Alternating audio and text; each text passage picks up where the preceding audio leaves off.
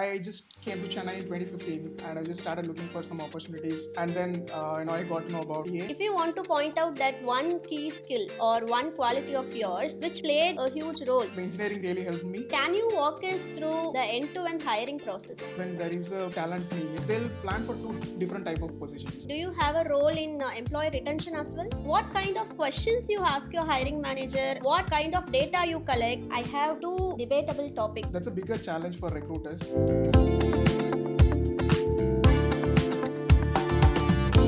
Hello everyone, welcome to BeyondJD, the podcast where we uncover the real stories behind roles, growth, and hiring. In this episode, we are going to talk about the role that serves as a powerful bridge between opportunities and talent. This role has a superpower to change someone's life. Yes, it's talent acquisition, HR. And to share the practical insights about the role, we have our very special guest, Ilan Talent Acquisition Manager at Nielsen IQ. He brings over 10 years of experience in talent acquisition, specializing in tech hiring, and has worked across both service based and product based companies. Welcome, Ilan. It's an absolute pleasure, Soumya. Thanks for having me here. Yeah, thank you for accepting my invite. Before entering into the role based questions, can you share us about your career journey so far? Yeah. So basically, I'm an engineering graduate. Back in 2015, I've done my graduation, and then I've started my career in recruiting in the same year itself. It was completely something unplanned. Okay. When I was talking to one of my close friends, I just got to know about how this recruiting works, and that's where my that entire direction has started. So I started as a fresher with one of the recruiting firm Okay.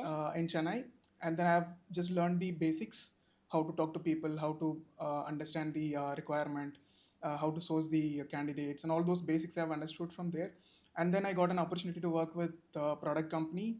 I was there almost for close to 5 years, and that's where the complete backbone of recruiting I've learned. And then I worked for another service company for close to 3 years. And last year, Nielsen IQ happened.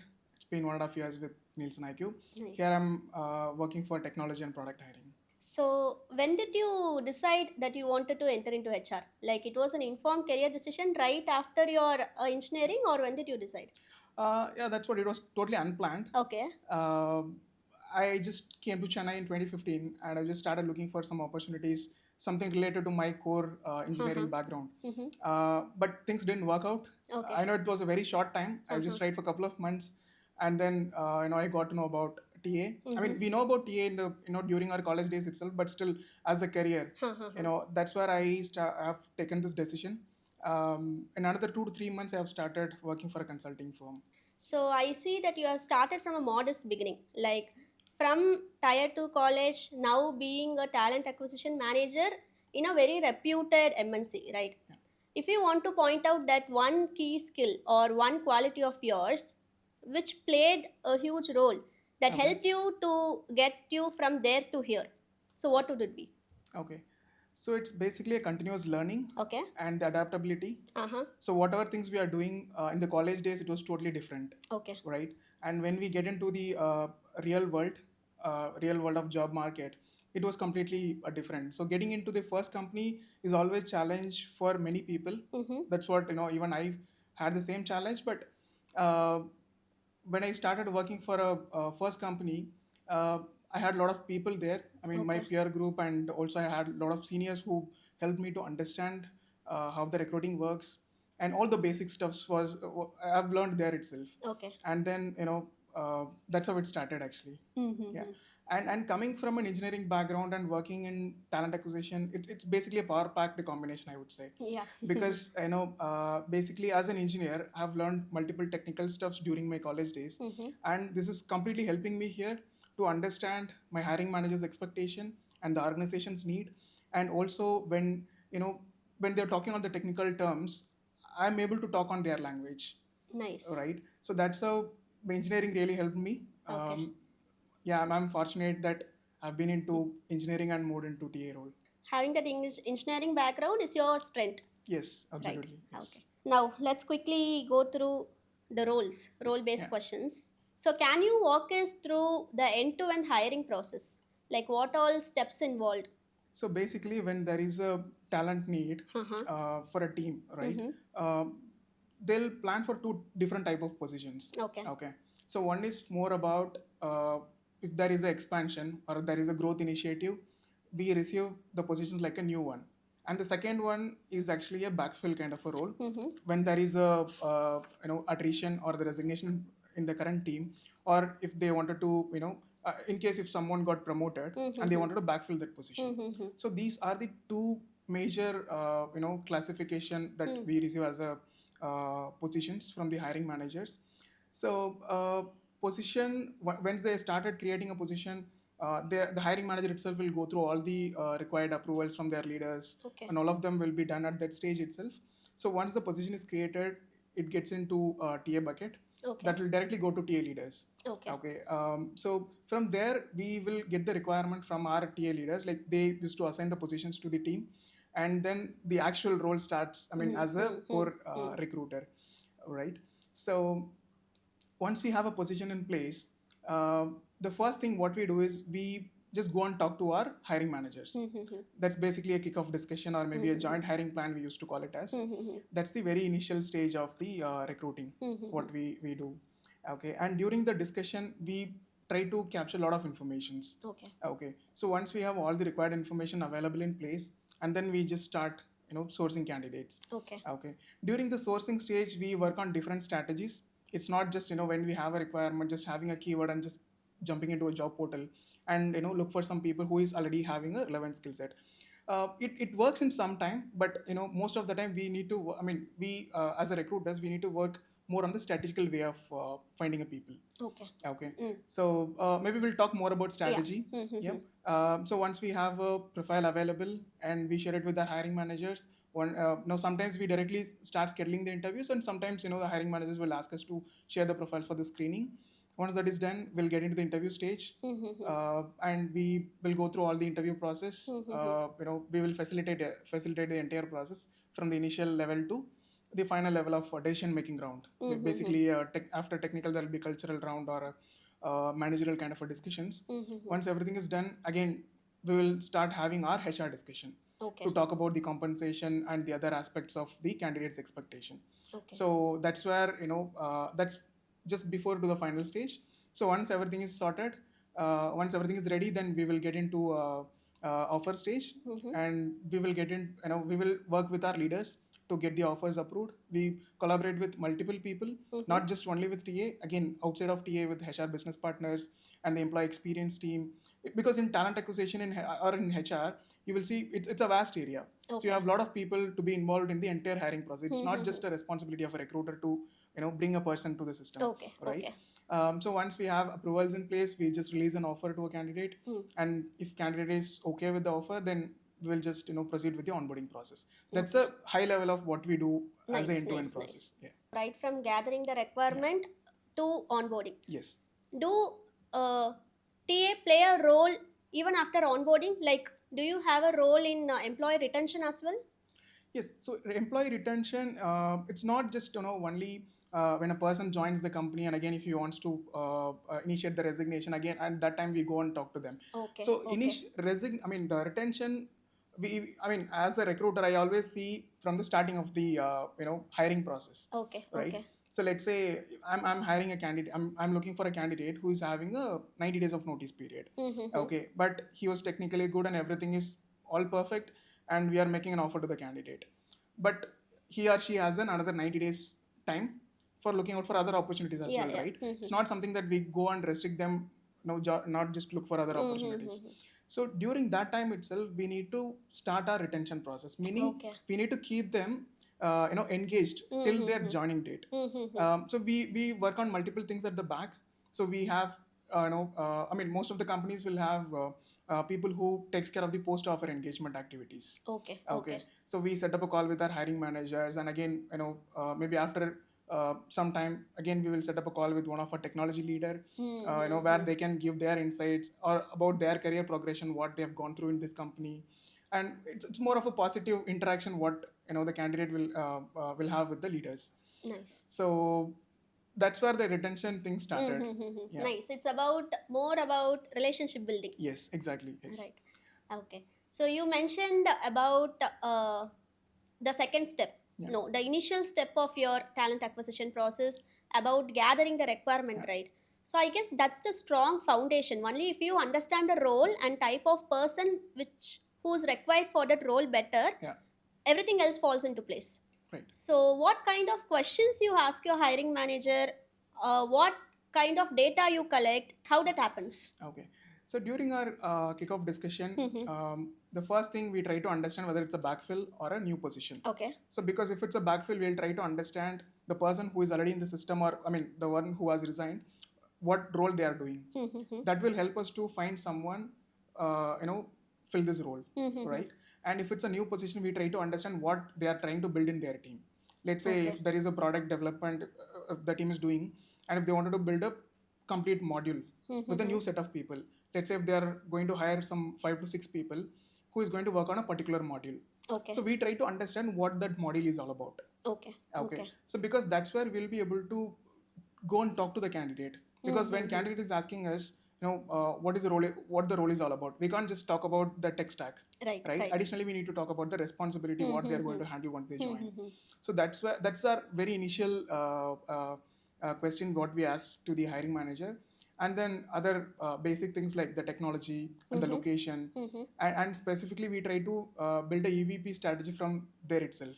In case if someone is asking why I wanted to work for your company, then I Mm-hmm. should be having a clear cut idea to share it with the candidate. Okay. So What it's is that not, EVP? it's an employer value proposition. Employer value Value proposition. proposition. Okay. Okay. Okay, so basically when some when I go and talk to a candidate, I can just talk about the tech, and I can talk about the location and the team and about the company and all of that, Mm-hmm. right? But main thing is, I need to talk about the culture of the company Okay. and the flexibility what the company is providing to its employees. Mm-hmm. So all of those things will be discussed during our initial kickoff discussion itself. Okay. Nice. So that's our basic understanding from the hiring manager. Not just looking at the job description document. There is something beyond that. So once you understood the role, so how do you source the candidates? Okay. Like what all sources you consider to Okay. get the resumes? Okay. So to talk about sourcing, the companies. I mean, it depends on the company. Okay. Okay. There are some companies they'll have a separate sourcing team, Okay. and some companies they'll just no, it will be handled by only the complete end-to-end recruiter. Oh, it's Okay. like subdivision of TA Yes. or okay. Yeah, Okay. in TA Huh. itself, we have multiple roles. Okay. Let's say sourcer is one of the role, Oh. and there is another role called as TA coordinator. Mm-hmm. Something beyond the candidate engagement or the hiring manager engagement, Mm-hmm. and even the offer manage. I mean, some companies will separately have a offer management team. That is Okay. also again part of TA. Okay. So again, Uh-huh. employee experience team. So Mm-hmm. there are a lot of areas within TA itself. Okay. So to talk about sourcing, we always get profiles from multiple sources. Mm-hmm. Okay, let's say I have a requirement with Mm-hmm. me. I am using an ATS, so I'm publishing a role, and Mm-hmm. it gets published into multiple sources, Mm-hmm. multiple job boards or the other websites, and people applies from those different sources, and it will be collated in our ATS, Mm-hmm. and that's one of the area. Mm-hmm. And additionally, we reach out to the candidates. Oh, That we okay. normally reach out people through LinkedIn, Okay. and we have Naukri and all those job Mm-hmm. portals, right? But majorly nowadays I see in the current market, Mm-hmm. people are majorly using LinkedIn. Okay. So that's one of the LinkedIn is actually a gold mine for recruiters as Yeah, well as yeah, even yeah. for Yeah, candidates, yeah. Mm-hmm. right? So that's how we start looking for we'll try to get the candidates. Mm-hmm. And one more primary area is employee referral. Okay. Okay. Mm-hmm. So when we publish the role, that gets updated in our internal portal as well. So Okay. that's where we get the employer referral applications. Mm-hmm. And there is another source we can call it as internal, Mm-hmm. because companies will have IJP, internal Okay. job Okay. postings. Mm-hmm. If someone is looking for opportunities, it's not something they just need to look, go outside of the company and look for opportunities. So Mm-hmm. when they see the current roles which are open in our employee portals, they can just apply internally. Nice. Okay. With some, I mean, this is again, come with some internal IJP policy and all Mm-hmm. that. But that is also one of the source. But Okay. yeah, so referral we always give preference Okay. because they know someone at least working in this company. Mm-hmm. Yeah, that's how the sourcing So works. hierarchy comes like referrals will be given Yeah, more any preference, right? company we talk about always Mm-hmm. the priority will be given for a reference. Reference. Yeah. Where does the consultancy comes into play here? So that's an additional hands for us when we have large number of positions, Mm-hmm. and if you are not I mean, we are completely occupied with Okay. multiple things. Okay. And let's say if a recruiter is handling a bunch of role, and if the person is not, I mean, the recruiter is not able to handle all the positions, then obviously we'll get into an external support. Okay. That's where the consulting companies Okay. It's come into like the picture. outsourcing Yeah. a part of your operations work. Yes. That's it. Only I mean, outsourcing meaning it is only the profile supply. Okay. So Okay. again, the basic screening and interview screening, everything will be done by the internal recruiters only. But Okay. only for the profile supply, we get support from the external agencies. Nice. Okay. Yeah. So you mentioned about the term ATS, right? Yeah. So ATS is used by all the companies to filter the resumes. What I feel is, as a candidate, ATS works based on keywords, right? We just put those required keywords and just upload so that at least our resume gets filtered by ATS. I guess somewhere authenticity of that resume is getting missed. How do you find that authentic resume? Okay. So to talk about ATS, it works in two different ways. Okay. Okay. The one which is integrated with any of the AI tools. Okay. Another one is like a normal ATS that we directly work, right? The ATS, without AI integration, that always give us the ranking of the candidates. Okay. Not getting into the deep, but they will give us the ranking based on the keywords, what is there in the resume, and what is the job description that we are adding it in the portal, I mean in the ATS. Okay. That is one thing. But in terms of to talk about the context, it is more of a integrated ATS will have a complete picture. Okay. Meaning we have used recently I've used LinkedIn hiring assistant. That completely reduces our sourcing time. Okay. Let's say I just need to jump into a portal. I need to do a boolean strings and all that to find a right candidate. But what these AI tools does is, you just upload your job description document, add some comments. That will take the responsibility of sourcing a candidate from a different, it's basically from the entire LinkedIn stuff, right? And that brings you a set of candidates. Okay. Maybe let's say during the first set of resumes you're getting 20, you will get to see all 20 resumes. That is totally not only based on the job description or a keyword.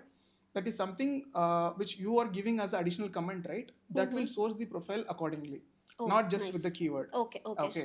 And when you're as a recruiter, when I go and screen all 20 candidates, if I'm seeing someone is more relevant, if I'm just adding a comment, this is more relevant, I need more profile like this. It's just a basic comment that I just need to add.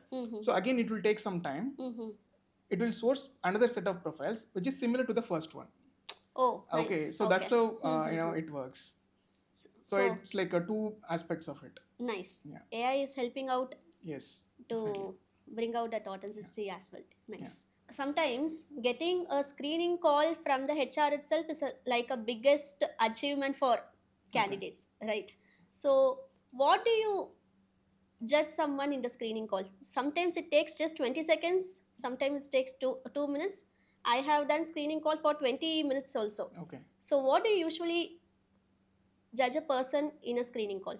Okay. So whenever we reach out to candidates as a recruiter, we first try to understand whether they are in a right situation to talk. Okay. Right? Because we will take at least 5 to 10 minutes. Okay. When we talk to each and every candidate. Okay. If they are in a right place, they'll be able to talk more about their profile. Right? Okay. So we will try to understand not just a skill set. We'll try to understand their motivation to work for a company. Let's say, as an initial screening, we'll try to understand their technology and what location they are in, and all the basics will be covered. Okay. And then we will try to understand what exactly they are doing in their project. Okay. Right. And also parallelly, we will explain them what we are expecting. Okay. So this is what we are planning to hire, and at that time itself, we'll be able to try to understand whether it is matching or not matching. Okay. So sometimes we see candidates will have different type of technologies mentioned in their profile. And when we talk to them, they'll say, I've just, part of the team, I've just been there for just 3 months. Okay. But from the recruiter view, I'm looking for that particular skill as a primary one. I need at least 2 to 3 years of experience, which is like majorly into a hands-on experience.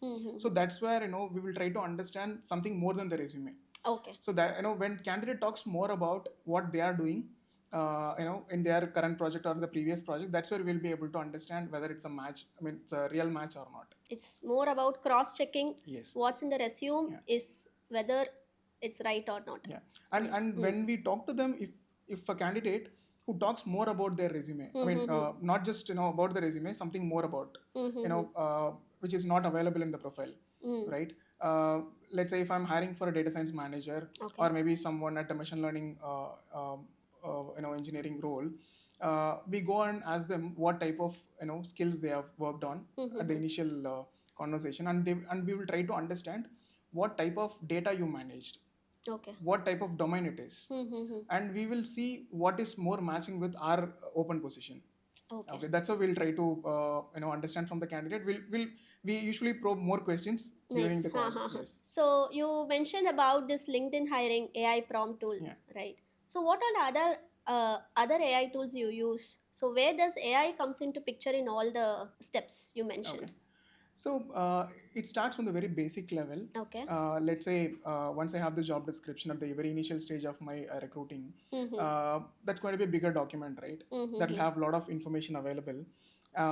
So if I just go to Copilot and just upload that document and asking for a summary, Okay. because when I share it with the candidate, we will definitely share the entire job description, but when we post it in LinkedIn or in any of the platforms, it will be difficult for us to post the entire job description. Mm. So at the initial stage itself, we'll start using the Copilot or ChatGPT. Mostly we'll go with Copilot. Mm-hmm. That's where we try to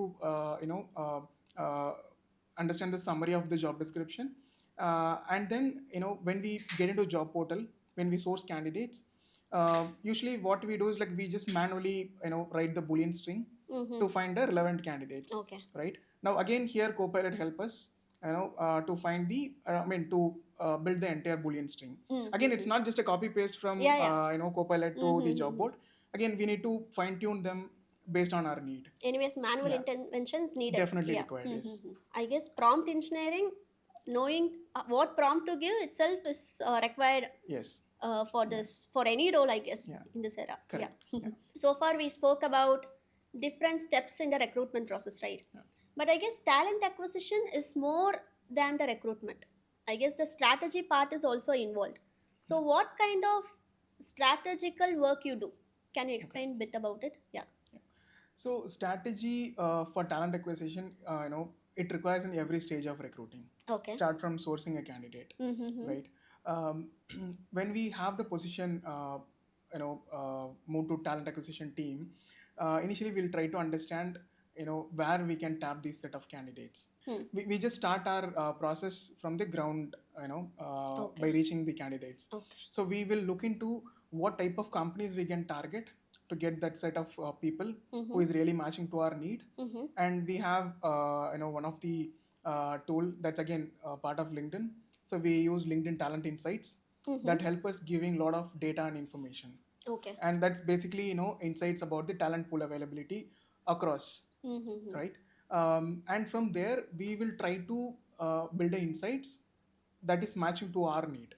Okay. Okay, Okay. so let's say if I'm hiring for one particular role, I'll go and search in Talent Insights. I'll try to understand what type of companies have this set of talent, and they are from which location, and Mm-hmm. what background they are from coming from. I mean, the academic background, and also, what is their recent switch. Let's Mm-hmm. say if company A is having a good number of people, maybe let's say 200 people, and that's going to be our target. We are going to Okay. directly reach out to those set of people, Mm-hmm. right? So that's where the role gets started. Okay. Yeah, identifying the relevant company is the first stage. Okay. Yeah, and again, during our interviews and the other stages, Mm-hmm. it's not basically a strategy. Okay. So we make our hiring managers to talk to the candidates Mm-hmm. more about what they are actually doing in the current company, Mm-hmm. and they need to. I mean, they will get an opportunity to talk to the candidate why they wanted to work for their team. So Mm-hmm. all those things will be covered. But in case if they are doing something, not just a regular activity, if they are work, I mean, if there is a role which is more, related to the innovation or more strategical, then the hiring manager help us a lot to make things better there. Mm-hmm. So that's how it works. So making a candidate to talk with a hiring manager itself comes in a strategical plan, Yeah, it's right? part of the It's a strategical yeah. plan, Okay. because when during the interview process, they just have a discussion with the hiring manager, Hmm. where they ask question and they Right. help us with the I mean they share the answer, and maybe in the last few minutes they'll talk about the very generic conversation. But still candidates, for them it is just a first conversation with the hiring manager. Right, right, They'll right. not be able to ask a lot of questions during the time. Even though when they ask, do you have any question, they will still ask one or two, but they will have a lot of things in their mind. Okay, So okay. later we will set up a call with the hiring manager just to talk about what role they are going to work in this company, and the other aspects. So that help the candidate to understand, okay, this is the right match for me. I have two debatable topic with Okay. respect to talent acquisition Okay. HR. So I just wanted to hear your perspective on it. Yeah. So the first one is, nowadays candidate shopping multiple offers has become a trend. Yeah. So how do you see that in a long term perspective? That's a bigger challenge for recruiters. Okay. Basically, when we reach out to candidates when they say 90 days notice period, because recruiting is metrics driven. So to talk about the multiple offers when candidates are holding, at the initial stage, what they do, when they're working for a company and they wanted to look for new opportunities, if there is a 90 days of notice period, sometimes they say I have 60 days notice period or 30 days notice period. But we will try to understand from their perspective, okay, when you say 30 days notice period, whether it is official notice period or you think that you'll be able to negotiate within those days and you'll be able to join the company. That's the first question we ask them when they talk to us, because sometimes people will have 2 to 3 offers in hand. Yeah. Okay. And again, still they will apply for new opportunities. Okay. Will the Okay. candidate be open about it? Like Yeah, if you yeah. ask. They used to tell us, I have couple of offers. Okay, okay. And that's where we will try to understand more from the candidate. Okay, so you have couple of offers in hand, Okay. and you're looking for one more. So can you please tell us what is the reason? What made you to think about new opportunity when you already have couple of offers in hand? Okay. Right? And they'll give different reasons based on their situation. But as a recruiters, we will try to understand their priorities and their motivations. Okay. Right? If someone says, the offer what I currently have, they're asking me to come to office for all 5 days. Okay. But before pandemic, it was totally a different Yeah, scenario. yeah. But again, now things have changed. So there are multiple reasons. Sometimes location, because when a candidate is in Chennai and they'll get an offer in Bangalore, but still they wanted to settle. Continue in Chennai itself. So there are some valid reasons. But and again, salary is one of the major area Yeah. where we need to talk more to the candidates. But apart from the compensation, we try to understand, what is your priority. Okay. Yeah, because always salary is not only the reason, right, for a candidate to look for multiple opportunities. But again, if they say I'm looking for more salary, then again they'll look for more opportunities again. Even if we make an offer, they'll still look for another opportunity. Right. Till they reach the number what they have in their mind. Right? So that's how the multiple offer situation works. Okay. So how does it feel when a candidate tells no a day before onboarding? Because Okay. if they are having multiple offers, Yes. at last they need to choose only one. Choosing your company has only a less probability or maybe a more probability. But what if they then choose and they're telling the day before onboarding? How do you feel actually? That's totally make us feel bad. Okay. When there is a back out in the last minute. But we have no options, right? Okay, We need to okay. go and tell our hiring managers that the candidate is not joining. But we will try to work on some backup plans maybe. But Okay. again, it's not something like we can keep another candidate as a backup for a longer time and all that. But at least if we, as a recruiters, if we get information at least 1 week or 10 days before Right, from the right. candidates, at least we can work on some backup Right. plans. But the last minute backout, it's a bigger challenge for every. I mean, it is across every company is facing this challenge. That's where we focus more on the candidate engagement aspect. Okay. So we wanted to make sure the candidate is more comfortable to join this organization, and understanding their understanding from their side what they are looking into. Sometimes we will get to know, okay, this candidate is doubtful, because whenever we set up some call, or maybe when we plan for some events, just at the candidate level, they don't show up for that discussions. So that's like a hint for us to think about, okay, in case if this is not working out, we need to have some backup plan. Right. So that's how we will just approach at that time. But last minute again, it's very difficult. Okay, maybe having a good rapport with a candidate may solve this problem. So the candidate can also be trust and open up to you prior, Yeah. 2 weeks, few Yeah. days prior if they take the decision. Yes. So just a vice versa situation. Will there be a scenario where company is revoking a job offer even after signing the Okay. offer letter? I just want to know, this occurs very rarely or it occurs frequently? So it happens very rare, Okay. in a very rare case. Mm-hmm. So far in my career, I haven't seen that such. I have not come across this situation Okay. from the companies where I have worked with. Okay. Okay. Okay. So it's it happened. I mean, I've heard from people that when there is an offer given during their college days, during the Uh-huh. campus placement, Uh-huh. they've been called very late or not even Oh. received a call Okay. after a Okay. year, or Okay. I mean Uh-huh. almost after 6 months or 1 year. Hmm. So that happens.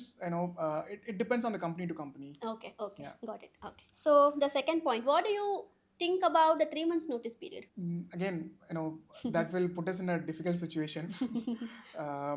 That gives this is giving a candidate to look for multiple opportunities, right? Maybe this Again, is the base reason it's for. more of a interrelated things, Ha the ha ha. notice period and the multiple offer Okay. scenarios. Mm-hmm. uh, but there are some people who is really interested to work for one company. They will keep that company in mind and they'll apply regularly. Okay. Okay, whenever Okay. there is an opening we post in the portal, we see a same candidate applying for multiple roles, Mm-hmm. right? So it really shows their interest for the company. It Mm-hmm. doesn't mean we don't, we just keep that applicant in the screening stage itself without scheduling the interview. Mm-hmm. But still, we will look for the relevant match, Okay. right? So and again, to avoid all this issues, again we will go back to LinkedIn talent insights, which I spoke to you. There we will get to know which people are already interested in your company. Okay. Okay. Okay. Even as a recruiter, I'll be able to see how many people are following my company page, Mm-hmm. or who has already applied in the past for this company, Mm-hmm. and they are like an engaged candidates for this company. Okay. So if we reach out to, I mean, if we prioritize those set of people, Mm-hmm. we'll be able to make a success there, because it's Mm-hmm. not something that we are just calling them from a random company. Mm-hmm. In one way or the other, they know what is this company is all about. Mm-hmm. So that's how we need to, I mean, it's again based on recruiters sourcing and the screening level itself. I guess LinkedIn is the most powerful tool for HRs. I guess it's a Yes. gold mine. Yeah. They are providing very rich, powerful analytics, right? Yes. The filters. If you have to mention a high moment in this role, like the moment which drives you even during your tougher days. Example, so I'm a product manager. Okay. For a product manager, when a user or a client comes back to me and says that your solution has actually solved my problem, Okay. so that's a high moment. Yeah. So likewise, what is that one thing which you love about your job? What's that one driving force about your job? This is again similar situation for us. Okay. When we hire a candidate who is more interested in to work for this company, and once they join, after 3 months or 6 months of time, once they settle down on the role, because we interact with them even after joining, when they come and say that, I'm more comfortable working with this company. I really like the team, and that's one of the high moment, I would say. That would be a happy Yeah. moment, right? Yeah. And every week or month, what we see is when the candidate is joining the company on every week during the onboarding days, that make us happy. Yeah, actually, HR is the most impactful role. I personally like this HR role. Actually, I wanted to share one incident also here. Okay. I placed in Zoho after in on-campus placement. Yeah. So during that HR interview, that was a 2 days of rigorous interview. 2015 during my college. Okay. It was 2 days of full technical interview. So second day end around, I guess the time also around 8 p.m. Okay. I'm having the final HR round. So I'm going into the HR room, and somewhere in the process, I have told like my long-term goal is to clear UPSC and become IAS. Okay. They have noted it down. Okay. So the HR asked me, see, you have come still this stage. So now you decide. You can't do two things at a time. So now you decide. We are ready to take you. You decide whether you need a job or you're going to chase your passion. Okay. So I was like, okay. Deep inside, I know this job, how this job will impact my life. Okay. So I am the only income for my parents also. So this job is very much important to me.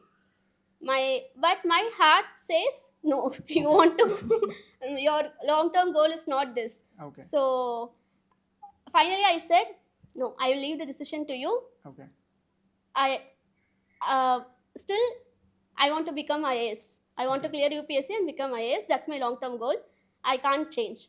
So I came out. Okay. I just said this, and after coming out, my friends started scolding me. Okay. How can you say that? So, and we are waiting there for the results at 9:30 p.m. The list is coming, and 7 people were selected, and I was in the seventh name. Okay.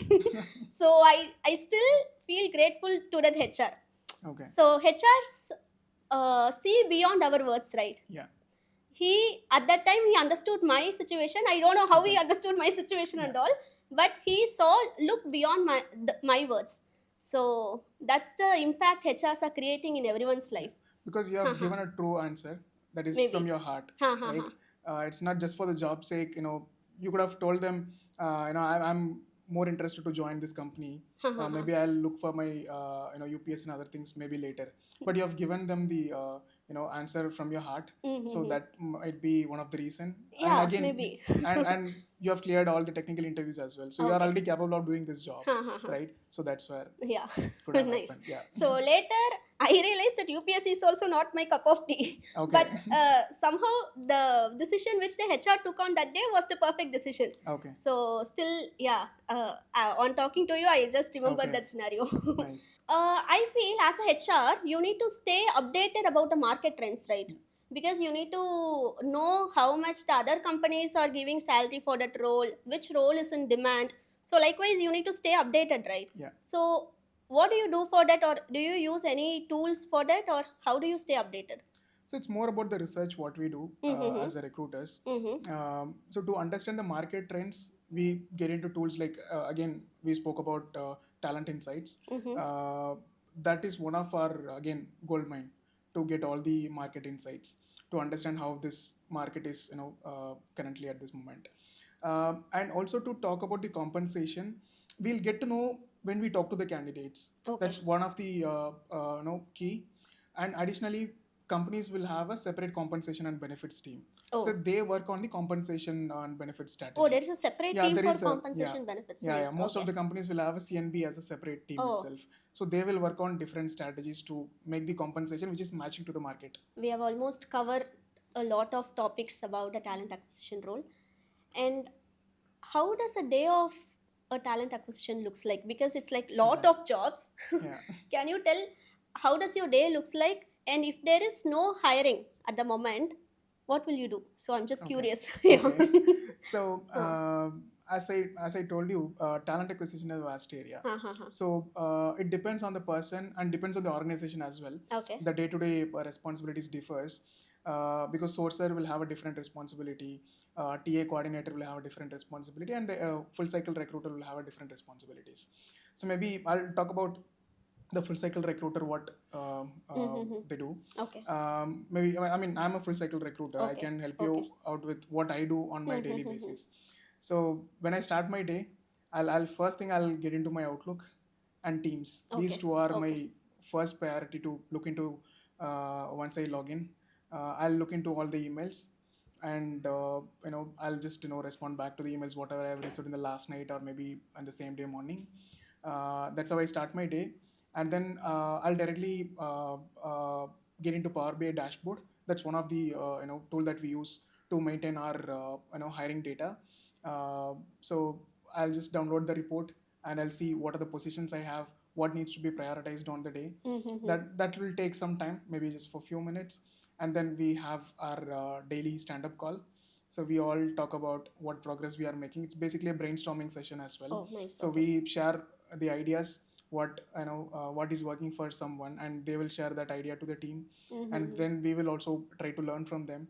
So that's how the team call goes. Mm-hmm. And then we will start talking to our hiring managers. There are some cadence we used to schedule with different hiring managers. It's not just for one position, right? We work with a lot of hiring managers. Okay. Even if it's not a daily call, at least weekly once we will have a connect with the hiring managers. So hiring manager discussions takes most of our time. Okay. Yeah, because we need to talk about the progress, what we are making, and what is the plan we have for the upcoming days, and how it's gonna work and everything, right? And again we will hit the ground of sourcing the candidates, reaching out to the people, talking to them, and if we have any selection recently, we will have a HR discussion with them. We work on the offers, and yeah, that's how it goes. Hiring will be happening all 365 days in a year, or there will be a period when there is the hiring is Okay. freezed, or likewise? No, hiring happens most of the time. Okay. Okay. It's a very rare case when the hiring goes on a freeze. Oh, okay. Right. Maybe by end of the year during the December month, people will go on leave. Okay. But still hiring, it's not like a complete no for hiring. Okay. Still hiring happens, but mostly the priority roles will be focused at that time. Okay. So Okay. we will have work every day, Okay. all 365 days. Yes. Do you track any specific metrics? Like what kind of metrics do you track? Okay, so to talk about metrics, in TA we have a lot of metrics to be followed because Okay. it's metrics driven role. The one key metrics what we follow is time to hire, Okay. and also we look into the cost of hire. So Okay. these two are the primary metrics we follow. We will majorly look into. Okay, time to hire is nothing but the time taken right from getting the requirement up to onboarding, or what is the time? No, to offer a candidate, the offer acceptance stage. Okay. Yeah. Okay. And to onboard a candidate, it's we calculate it as the time to start. If you have to pick the top skill set which will ensure a person is as a good talent acquisition manager or a talent acquisition professional, Okay. so what would it be? So the first thing is, the person should be an active listener, Okay. because we receive information from many people, Okay. primarily from the candidates and from the hiring managers. Okay, because and again, to be a effective communicator, and also should be able to understand the others. The candidate or the hiring manager situation. It's more of an empathy, I would say. So these three are the key skills, I would say, Okay. to become a good recruiter. And also you need to have a better understanding of the role, what the hiring manager is talking to you. Yeah, that's again active listening. Is the So key. more of soft skills is required for Yes, this role, definitely, right? yes. Yeah, yeah. Is that a norm that only extroverts can become a HR? No, it doesn't work in that way because I'm completely an introvert. Okay. I talk to my close circle, very comfortably. When I go and talk to someone which I'm not aware, whom I'm not aware, I'll be very much hesitant to talk to them. Okay. That was in the very initial stage. Okay. Okay. Okay, but when you get into this profession, Uh-huh. by default you're going to talk to unknown people, right? Because when you go and call a candidate, you're not aware of who's that person, Okay. right? You need to build a rapport during that discussion itself. So it's more So- about communication skills rather than its introversion or extroversion. It's more Yes. about the communication Yeah, skills. how you communicate the information what you have with you. Okay. Yeah, that's how Nice. it works. Yeah, we have covered so many topics, and thank you for sharing such insights about the role. And thank you so much for joining us today. Thanks, Soumya. Thanks for having me here. I really appreciate the effort that you're putting in. I've seen the other podcasts that you have done recently. It was really nice. Okay. And this will help the people who's looking into this podcast. Yeah. Thank you so much. Thanks for having me here Yeah, today. thank you. Subscribe to our BeyondJD YouTube channel so that you don't miss when your favorite role is covered. Thank you.